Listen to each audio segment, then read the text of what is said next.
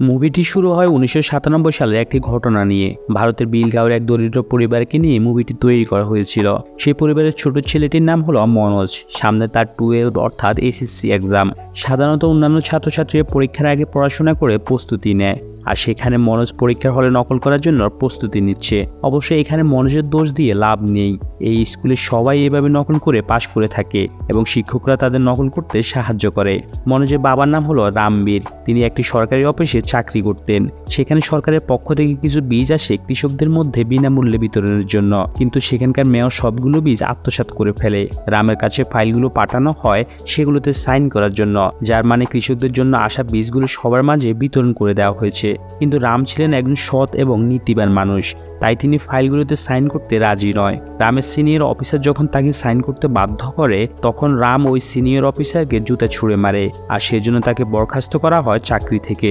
পরের দিন দেখতে পায় রামের বাড়িতে সাসপেনশন লেটার পাঠানো হয়। তখন রামের মা রাগে ক্ষোভে ওই লোকটিকে ধরে রাখে এবং তার নাতিকে বলে, তোর দাদার বন্দুকটি বের কর এবং একে একটি গুলি কর। মনোজের ভাই যখন গুলি নিয়ে বের হয়, তখন সেখানে পুলিশ চলে আসে। পুলিশও গ্রামের মেয়রের পক্ষে ছিল, তাই মনোজের বাবা রাম পুলিশের থেকে ন্যায্য বিচার পায়নি। তার সততার ফল হিসেবে তাকে চাকরি হারাতে হয়। পরের সিনে দেখতে পায় আজকে মনোজের এসএসসি এক্সাম। স্যার তাদের বকতে থাকে, তোমাদের নকল করতে সুযোগ দেওয়ার পরও তোমরা পাশ করতে পারো না। এই বলে স্যার ব্ল্যাকবোর্ডে তাদের প্রশ্নের উত্তরগুলো লিখে দেয়। ঠিক তখন সেখানে ডিএসপি দুষ্যেন চলে আসে এবং স্কুলের এই অনিয়ম দেখে তিনি অবাক হয়ে যান।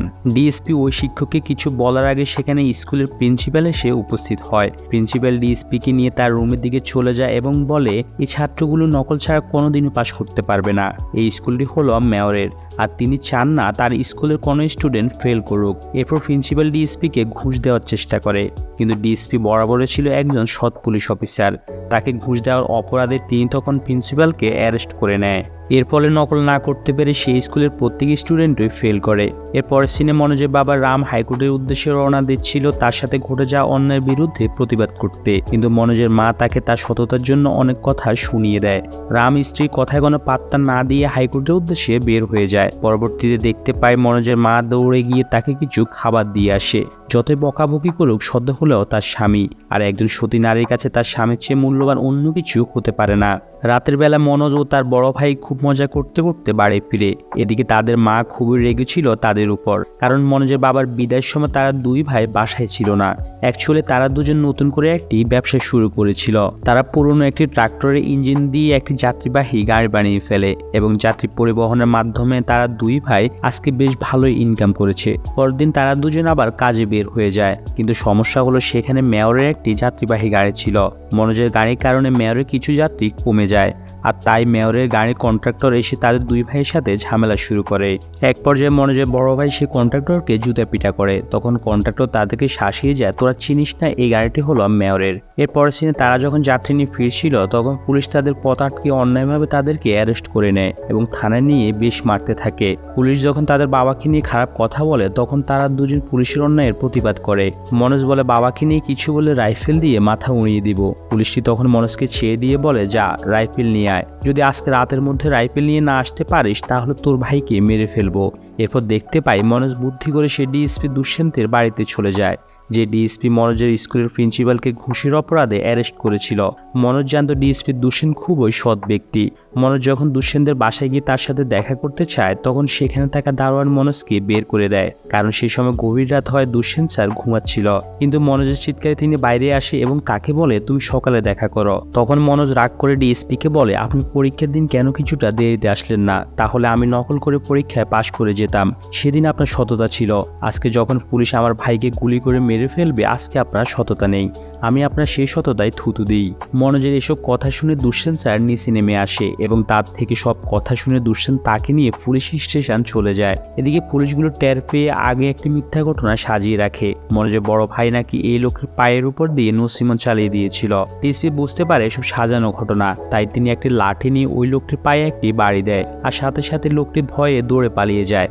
এরপর ডিএসপি তাদেরকে বাড়ি চলে যেতে বলে। তারা দুই ভাই যখন বাড়ি ফিরছিল, তখন রাস্তায় তারা দুষ্যন্ত স্যারের গাড়ি দেখতে পায় এবং দুষ্যন্ত স্যার তাদেরকে গাড়িতে উঠিয়ে নেয়। গাড়িতে ওঠার পর দুষ্যন্ত মনোজকে বলে, তুমি একজন সাহসী ছেলে। মনোজও তখন দুষ্যন্ত স্যারের প্রশংসা করতে থাকে এবং সে ডিএসপি দুষ্যন্তকে তার আইডল হিসেবে মেনে নেয়। তারা যখন গাড়ি থেকে নেমে বাড়িতে চলে যাচ্ছিল তখন মনোজ দুষ্যন্তকে বলে, স্যার আমি আপনার মতো হতে চাই, কিন্তু কিভাবে? তখন দুষ্যন্ত স্যার তাকে হেসে বলে, সিটিং করা ছেড়ে দিতে হবে, শুধু এতটুকুই। এই বলে দুষ্যন্ত স্যার সেখান থেকে চলে যায় এবং মনোজ দুষ্যন্ত স্যারের সেই কথাটি মনের মধ্যে গেঁথে নেয়। তাই মনোজ এখন মন থেকে পড়ালেখা শুরু করে এসএসসি এক্সামের জন্য। এদিকে মেয়রের বিভিন্ন কাজে বাধা দেওয়ায় ডিএসপি দুষ্যন্তকে এই গ্রাম থেকে ট্রান্সফার করে দেওয়া হয়, যার কারণে স্কুলে আবারও করাপশন শুরু হয়ে যায়। সবাই নকল করে পরীক্ষা দিলেও মনোজ তার নিজ যোগ্যতায় পরীক্ষা দেয়। মনোজ দুষ্যন্ত স্যারের কথা অনুযায়ী নকল না করে এসএসসি পাশ করে এবং বিএ অ্যাডমিশন নেয়। তার এখন একটি স্বপ্ন, দুষ্যন্ত স্যারের মতো সে নিজেও একজন ডিএসপি হবে। এদিকে সংসারের অভাবে মনোজের মা গরু বাছুরগুলো বিক্রি করে দেয়। মনোজ বিএ পাশ করার পর তার ঠাকুরমা তাকে পেনশনে জমানো কিছু টাকা দেয়। তার ঠাকুরমা বলে, এই টাকা কাজে লাগিয়ে ভালো পড়াশোনা করতে হবে, যেন তুই পুলিশ অফিসার হতে পারিস। তুই অবশ্যই পুলিশের পোশাক পরে তারপর বাড়িতে আসবি। মনোজ খুশিতে তার ঠাকুরমাকে জড়িয়ে ধরে এবং পরবর্তী সিনে দেখতে পাই সে শহরের উদ্দেশ্যে রওনা হয়। মনোজ সবাইকে বিদায় জানিয়ে গাড়িতে উঠে যায় এবং গাড়িতে উঠার পর তার ঘুম চলে আসে। কন্ট্রাক্টর যখন তাকে জাগিয়ে তোলে সে দেখতে পায় তার সাথে তার ব্যাগটি নেই, যে ব্যাগে তার জামা কাপড় এবং ঠাকুরমার জমানো পেনশনের টাকাগুলো ছিল। কন্ট্রাক্টর জানায় তার পাশে যে মহিলাটি বসেছিল সে ব্যাগটি নিয়ে আগের স্টেশন নেমে গেছে। এটি শুনে মনোজ দিশেহারা হয়ে যায় এবং এক জায়গায় চুপ করে বসে থাকে। পরদিন সকালে সে একটি কোচিং সেন্টারে জানতে চায় কোচিং ক্লাস কয়টায় শুরু হবে। সেখানে থাকা লোকটি জানায় পিএসসি পরীক্ষা হবে না, কারণ সরকারের কাছে বেতন দেওয়ার টাকা না থাকায় সরকার নিয়োগ দেওয়া বন্ধ করে দিয়েছে। মনোজ সেখানেও হতাশ হয়। তারপর ওই দিনও কিছু না খেয়ে সে ঘুমিয়ে পড়ে। পরের দিন তার আর ক্ষুধা সহ্য হচ্ছিল না। সে একটি হোটেলে গিয়ে জানায় তার কাছে কোনো টাকা নেই, তাকে যেন কাজের বিনিময়ে কিছু খাবার দেওয়া হয়। তার একটা কথাতে হোটেল মালিক তাকে কিছু খাবারের ব্যবস্থা করে দেয়। মনোজ 2 মিনিটের মধ্যে খাবারটি খেয়ে ফেলে আর তার সামনে বসে থাকা প্রীতম নামের একটি ছেলে তা অবাক হয়ে দেখছিল। খাওয়ার পর প্রীতম মনোজকে বলে, আমি তোমার মতো পিএসসি পরীক্ষা দিতে এসেছিলাম। যেহেতু পিএসসি পরীক্ষা বন্ধ করে দেওয়া হয়েছে তাই দিল্লিতে গিয়ে ইউপিএসসি পরীক্ষার জন্য প্রস্তুতি নিব। মনোজ তার কাছে জানতে চায় ইউপিএসসি পরীক্ষাটা কি। তখন প্রীতম জানায়, তুমি পিএসসি পরীক্ষা দিয়ে ডিএসপি হতে এসেছিলে আর ইউপিএসসি পরীক্ষা দিয়ে আইপিএস অফিসার হওয়া যায়। আইপিএস হলো ডিএসপির বাবা। সেটা শুনেই মনোজ তার সিদ্ধান্ত পাল্টিয়ে ফেলে এবং সে এখন আইপিএস অফিসার হতে চায়। মনোজ প্রীতমের সাথে দিল্লি গিয়ে কোচিং করবে বলে সিদ্ধান্ত নেয়। যেহেতু মনোজের কাছে কোনো টাকা ছিল না তাই সে প্রীতমকে বলে, আমি দিল্লি গিয়ে কাজ করে তোমার সব টাকা পরিশোধ করে দেব। এরপর তারা দুজন দিল্লিতে যাওয়ার জন্য ট্রেনে উঠে পড়ে। দিল্লি পৌঁছে মনোজ অদ্ভুতভাবে সব লোকদের দেখতে থাকে, কারণ এমন পরিবেশ সে আগে কখনো দেখেনি। এরপর তারা দুজন থাকার জন্য একটি রুম ঠিক করে। পরদিন সকালে প্রীতমের পরিচিত একটি লোক এসে তাদেরকে গৌরী নামের একটি ছেলের কাছে নিয়ে যায়। গৌরী 5 বার ইউপিএসসি পরীক্ষা দিয়েও উত্তীর্ণ হতে পারেনি। বর্তমানে সে 6ঠবারের মতো ইউপিএসসি পরীক্ষা দিয়েছে এবং এটি তার সর্বশেষ পরীক্ষা। সামনের সপ্তাহে তার রেজাল্ট দিবে। এখানে কোচিং করতে আসা অনেক ছেলে তার থেকে সাহায্য চায় এবং গৌরী নিজেও কাউকে হতাশ না করে সবাইকে পড়ালেখার ব্যাপারে সাহায্য করে যায়। মনোজ ও প্রীতমকে একটি সাপলুডুর বোর্ড দেখিয়ে গৌরী বলে, ইউপিএসসি এক্সাম হলো এই সাপলুডু খেলার মতো। কোনো এক জায়গায় ফেল করলে আবার প্রথম থেকে শুরু করতে হয়। প্রতি বছর 2 লাখ স্টুডেন্টস এই পরীক্ষা দিয়ে থাকে। তার মধ্যে 25 থেকে 30 জনে কেবল আইপিএস অফিসার হতে পারে। এগুলো শোনার পরও মনোজ হাল ছাড়তে রাজি নয়। সে গৌরীকে বলে, গৌরী ভাইয়া, আমার টাকা নিয়ে কিছু সমস্যা ছিল। যদি একটা কাজ পেতাম তাহলে কোনোভাবে চলতে পারতাম। গৌরী বলে, আমি যখন প্রথমে এখানে এসেছিলাম 3 বছর পর্যন্ত টয়লেট পরিষ্কার করেছি। তখন মনোজ বলে, আমি যে কোনো কিছু করতে রাজি আছি। এরপর গৌরী ভাইয়া 280 টাকা বেতনে একটি লাইব্রেরিতে মনোজকে চাকরি পাইয়ে দেয়। পরের সিনে দেখতে পাই আজকে সে গৌরী ভাইয়া রিটেনের রেজাল্ট দিয়েছে। অনেক খোঁজার পর সে নিজের নামটা লিস্টে খুঁজে পেল না। যেহেতু এটি তার শেষ এক্সাম ছিল তাই সে আর ইউপিএসসি এক্সামের জন্য বসতে পারবে না। কিন্তু গৌরী ভাইয়া তাতে হতাশ না হয়ে সেখানে একটি টি স্টল স্টার্ট করে, যেখানে ইউপিএসসি এক্সাম দিতে আসা স্টুডেন্টরা ফ্রিতে গাইডলাইন পাবে। গৌরী সেখানে থাকা স্টুডেন্টদের বলে, আমি আইপিএস ইউনিফর্ম না পড়তে পারলেও তোমাদের মধ্যে যদি সেটা কেউ পড়তে পারো তাহলে সেটা হবে আমার সফলতা। সফলতা। গৌরী 6 বার পরীক্ষা দিয়ে যে এক্সপিরিয়েন্স নিয়েছে, এতে করে নতুনদের গাইড দেওয়া তার কাছে খুবই ইজি ছিল। এদিকে 1 বছর পেরিয়ে যায়। মনোজ পরীক্ষা দিয়ে তার রেজাল্ট চেক করতে এসে দেখে সে পাশ করেনি। মনোজ মন খারাপ করে বের হয়ে যাওয়ার সময় সেখানে গৌরী ভাইয়া চলে আসে এবং সে মনোজকে বুঝায় ফেল করে হতাশ হলে চলবে না, অবশ্যই তাকে আবার প্রথম থেকে রিস্টার্ট করতে হবে। এরপর মনোজ গৌরী ভাইয়ার থেকে অনুপ্রাণিত হয়ে আবার নতুন উদ্যমে পড়াশোনা শুরু করে। দিনের বেলা সে লাইব্রেরিতে কাজ করে এবং রাতে বাসায় এসে ইউপিএসসির প্রথম ধাপ অর্থাৎ প্রিলিমিনারির জন্য পড়াশোনা করে।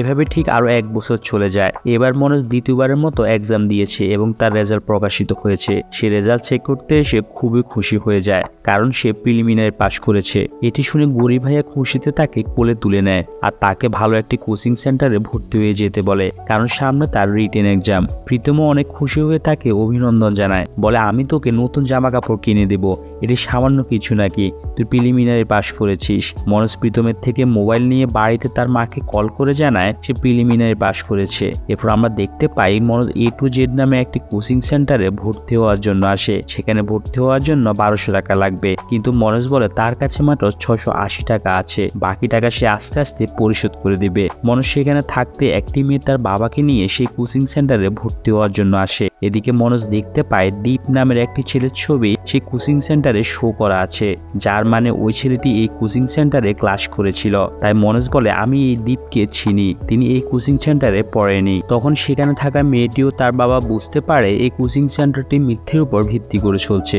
এখান থেকে ভালো কিছু আশা করা যায় না। তাই তারা সিদ্ধান্ত নেয় এখানে ভর্তি হবে না। তখন মনোজ বলে আমিও এখানে ভর্তি হব না, এই বলে সে তার 680 টাকা ফেরত নিয়ে নেয়। মেয়েটিকে মনোজের ভালো লেগে যায়। তারা সেখান থেকে বের হওয়ার সময় মনোজ আগ বাড়িয়ে তাদের সাথে কথা বলে। মেয়েটি যখন জানতে পারে মনোজ কোনো কোচিং সেন্টারে প্রিলিমিনারি পাশ করেছে, তখন সে অবাক হয়ে যায়। মনোজ মেয়েটির নাম জানতে চাইলে মেয়েটির বাবা নাম বলতে রাজি নয়। তারা যখন সেখান থেকে চলে যাচ্ছিল, মনোজ তাদের বলে আপনাদের যদি কোনো সাহায্যের প্রয়োজন হয় তাহলে বিদ্যা লাইব্রেরিতে চলে আসবেন, আমি সেখানে সারাদিন থেকে পড়াশোনা করি। অ্যাকচুয়ালি মনোজের মনে মেয়েটির প্রতি প্রেম জেগেছিল, তাই সে বুদ্ধি করে মেয়েটিকে তার সাথে সাক্ষাতের একটি ঠিকানা দিয়ে দিয়েছে।